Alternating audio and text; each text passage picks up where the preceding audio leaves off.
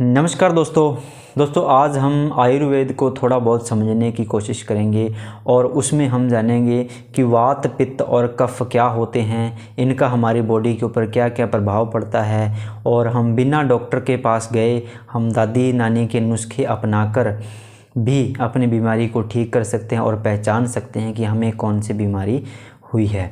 तो welcome back दोस्तों, मैं आपके साथ डॉक्टर अवतार सिंह और आप देख रहे हैं मेरा यूट्यूब चैनल आयुर्वेद शिक्षा।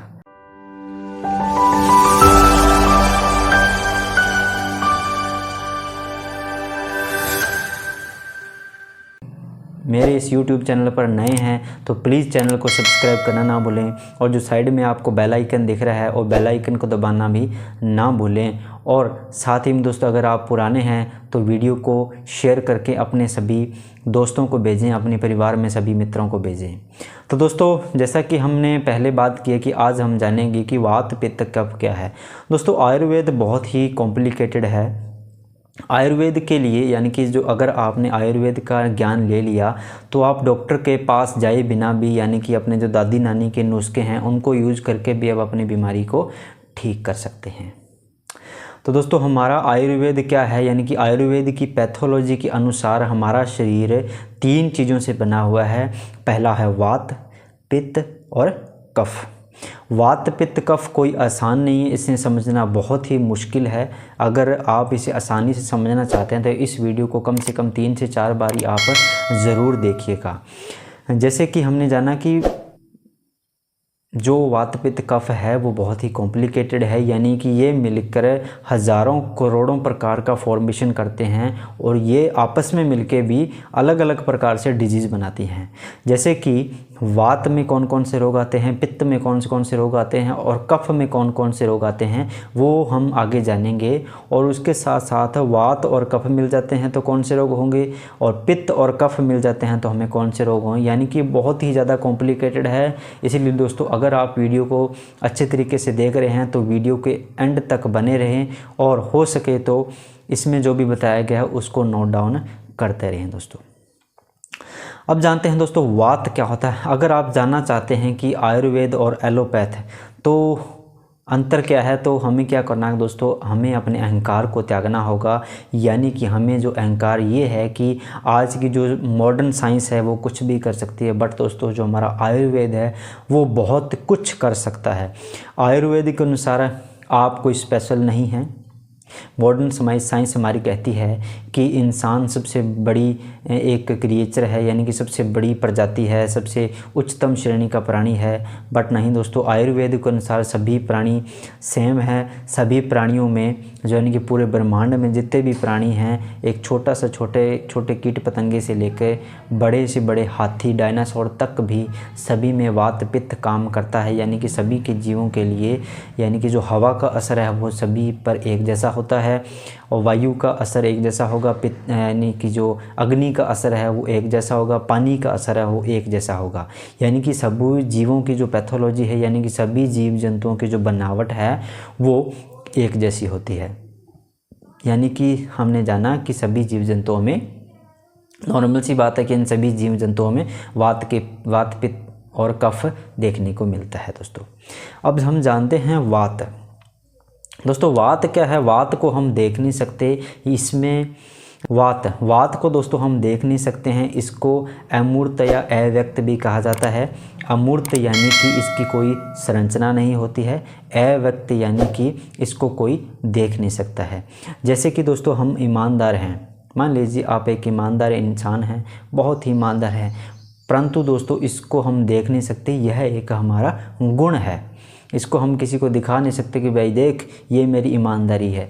नहीं दोस्तों, ये ईमानदारी हम किसी को दिखा नहीं सकते। वायु हर जगह चलती है पर ये चलती है तभी दिखाई देती है, यानी कि बहुत तेज़ चलती है तभी ये दिखाई देती है। उसी प्रकार दोस्तों अगर हम ईमानदारी से अपने काम को करेंगे तो ही लोगों को दिखेगा कि यार ये बंदा बड़ा ईमानदार है। दोस्तों वात हमारे शरीर में हमेशा रहती है, बस इसका पता नहीं चलता। और जब इसका गुण या कर्म यानी कि इसका जो गुण है वो या कर्म है हमारे शरीर में बढ़ जाता है, तब हमें इसका पता चलता है। जैसे कि नॉर्मल एनवायरनमेंट के अंदर वातावरण में देखें दोस्तों, हवा चलती है तो हमें नहीं दिखती है। जब दोस्तों आंधी या तूफ़ान आता है, बड़ी साफ तरीके से हम इसको देख सकते हैं। उसी प्रकार दोस्तों जब हमारी बॉडी में इसका गुण या कर्म बढ़ जाता है तो हम इसके जाकर साइड इफ़ेक्ट या इसकी बीमारियां देखने को मिलती हैं। दोस्तों वात हमारे शरीर में हमेशा ही रहती है बट जब इसका गुण या कर्म हमारे बॉडी के अंदर बढ़ जाता है तब हमें पता चलता है कि हमें वात रोग हो चुका है। जैसे कि नॉर्मल वातावरण में यानी कि नॉर्मल एनवायरनमेंट में हम देखते हैं कि वायु जब चलती है, नॉर्मल अवस्था में चलती है तो हमें दिखती नहीं है, बट जब आंधी या तूफ़ान आता है तो हमें स्पष्ट देखने को मिलती है कि भाई ये आंधी आ रही है, तूफ़ान आ रहा है। उसी प्रकार वायु का गुण भी एक होता है कि यह बिल्कुल यानी कि स्पष्ट दिखाई नहीं देती है, बट इसका जो काम होता है वो हमारे बॉडी के अंदर रहता है। तो दोस्तों आज हम जानेंगे, उसके साथ साथ जानेंगे जैसे कि हमने वात पित्त कफ के बारे में आज हम पूरी डिटेल से वीडियो बनाएंगे, और उसके साथ साथ आज हमने कुछ एक बातें वात के बारे में सीखी। और अब हम जानते हैं कि वात के कौन कौन से गुण होते हैं। तो सबसे पहला गुण उसका होता है रुक्ष होना, यानी कि यह ड्राई होता है। जैसे कि यह गुण हमारी बॉडी के अंदर बढ़ जाता है, यानी कि जब हमारी बॉडी के अंदर रुक्ष गुण बढ़ जाता है तो हमारे पैरों की एड़ियाँ होती हैं वो फटने लग जाती हैं, हमारी जो स्किन है वो ड्राई हो जाती है, हमारी स्कैल्प है वो फट जाती है। और उसके साथ साथ क्या होता है, वायु लघु होती है, यानी कि बहुत ही हल्की, रुई की तरह हल्की होती है। जब भी वायु का यह गुण बढ़ जाता है तो आपका शरीर बहुत ही वीक हो जाता है और हमें फील होता है कि हमें कमज़ोरी आ गई है, हमें को ताकत वाली चीज़ें खानी चाहिए।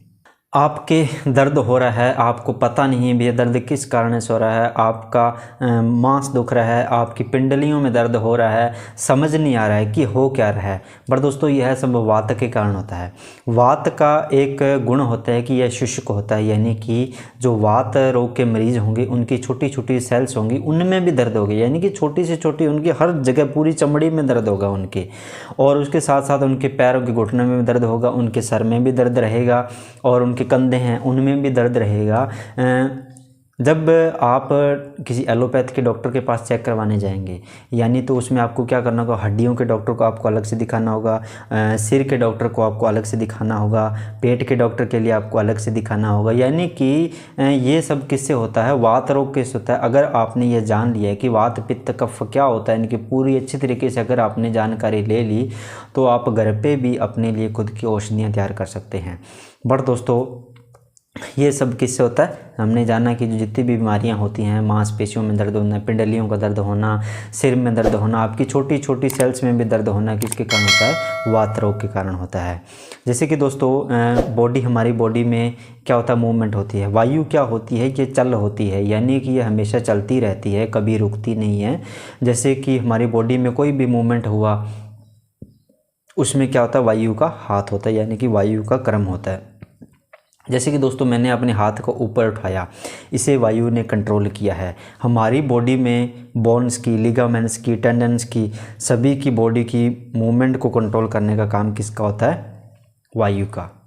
दोस्तों हमें पार्किंसन बीमारी होती है, आपने बहुत से लोगों ने पार्किंसन बीमारी का सुना होगा। उसमें क्या होता है कि हमारे जो हाथ हैं वो पैर हैं, यानी कि जो हमारे हाथ हैं उनमें मूवमेंट बहुत ज़्यादा होने लग जाते हैं, यानी कि हमारी बॉडी के ऊपर से वायु का कंट्रोल, यानी कि हमारी बॉडी के अंदर वायु बहुत ज़्यादा मात्रा में बढ़ जाती है, इसलिए हम हाथ पैरों में कंट्रोल नहीं कर सकते। और जब जकड़न या पैरालिसिस की बात करें तो हमारी जो वायु का गुण है, यानी कि वायु की जो नॉर्मल रेंज होती है वो बहुत ज़्यादा कम हो जाती है। उससे क्या होता है, हमें पैरालिसिस देखने को मिलता है हमारी बॉडी के अंदर। यानी कि जब हमारे एक पैर में इसका वात यानी कि वायु की कमी होगी तो एक पैर में पैरालिसिस होगा, और जब दोनों पैरों में जब वात का जो गुण है या वात का जो नॉर्मल रेंज होती है वो कम हो जाती है तो हमें दोनों पैरों में पैरालिसिस देखने को मिलता है। दोस्तों आपने वायु के बारे में आज बहुत सारी जानकारी ली, और दोस्तों यह सुनकर आप अपने घर पे कोई ट्रीटमेंट स्टार्ट ना कीजिए, क्योंकि आगे बहुत सारे ऐसे वायु के गुण, वायु के कर्म हमने जानकारी लेंगे। उसके बाद आप अपने डॉक्टर की परामर्श के बिना कभी भी ट्रीटमेंट कभी मत स्टार्ट कीजिएगा। जैसे कि दोस्तों डायरिया क्या होता है, इसमें क्या होता है, हमारी आंतों के अंदर वायु की गति बहुत ज़्यादा तेज़ हो जाती है, जिससे हमें डायरिया की बीमारी होती है। और जब कभी क्या होता है कि हमें किसी ने डांट दिया या हम कोई डरने की अवस्था में होते हैं, और उस समय क्या होता है, हमारा हार्ट होता है वो बहुत ज़्यादा तेज़ गति से चलता है। उस समय क्या होता है, हमारे हार्ट के अंदर वायु की गति बढ़ जाती है। तो इसके कारण हमें क्या होता है, ये सब देखिए दोस्तों, छोटी छोटी बातें हमें जानना बहुत ज़रूरी है कि वायु के कौन से गुण होते हैं। नेक्स्ट ही हम इसी वीडियो का सेकंड पार्ट लेके आएंगे, सेकंड, थर्ड, फोर्थ, जैसे कि जब तक जो वात दोष है वो पूरा कंप्लीट नहीं हो जाता, हम वीडियो को कंटिन्यूसली लगातार चलाते रहेंगे।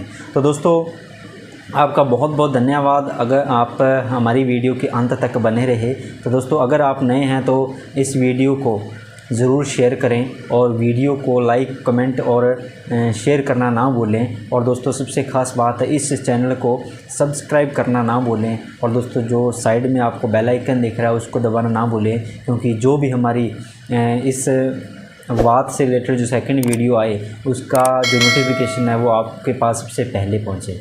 आज की वीडियो को यहीं समाप्त करते हैं। जय हिंद, जय भारत।